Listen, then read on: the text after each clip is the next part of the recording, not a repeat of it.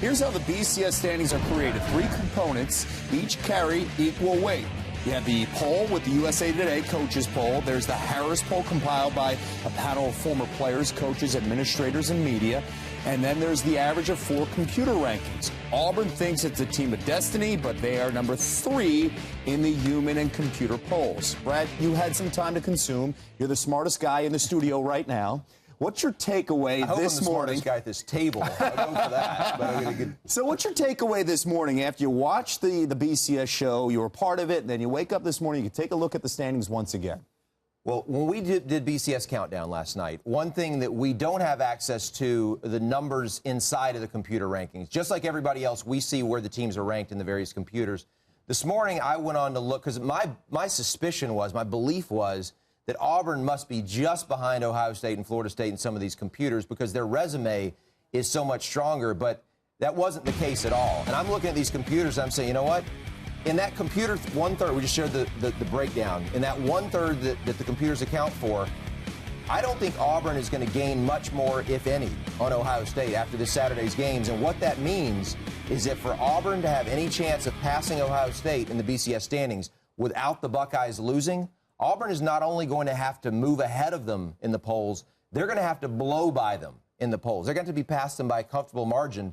And when you consider there are likely to be a decent percentage of people out there who are philosophically opposed to putting a one-loss team ahead of a major unbeaten team, I don't know that the numbers are there. Now, Danny, you just mentioned something earlier, which I thought is a good point, which is that you never know how many guys might drop a team like an Ohio State down to 7. And that is the coaches poll we're talking about specifically. And the Harris. And the Harris. Here's one thing that's important to realize if you want to get into conspiracy theories, which are always fun this time of year, that the Harris poll was created for one purpose, and that was the BCS standings. This coming Harris poll will be the final Harris poll ever done. So if you vote in that poll, there's no concern about losing your vote because you do something out of line. Your vote's going away regardless. So start your theories. I have a prediction. If it comes down to the human element, your thoughts about that? Jay Jacobs, Auburn's athletic director, he said it would be un-American to put a one-loss, to keep a one-loss SEC team out of the national title game.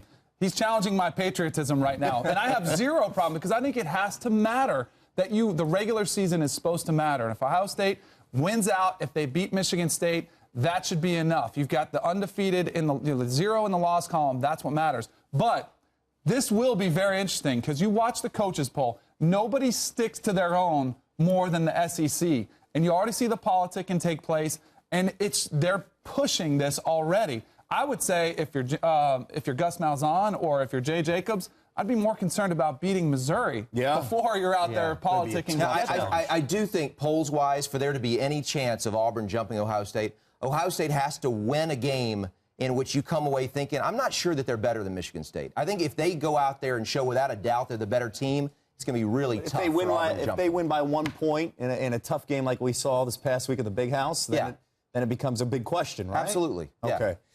All right, if Ohio State loses, because we're playing the hypothetical game right now, which team do you think deserves to play potentially Florida State if Florida State rolls? Then I have no problem with the SEC champion going to the Pasadena to face a Florida State team. I have zero problem with that because they'll be impressive. I mean, I think it's arguably, most people say the SEC is head and shoulders above every other conference. I think there's a strong argument that gap has been closing the last few years, and you could make strong arguments for the Pac-12. Last year was the Big 12, had a great year. But, yes, clearly, I think they would deserve that shot. Yeah, and if Florida State wins and Ohio State loses, it's going to be the SEC champion. There are a lot of people out there looking at Alabama right now at number 4 and like, they're going to get back in this thing. I know they are. But no. Missouri will jump over Alabama if they win the SEC title.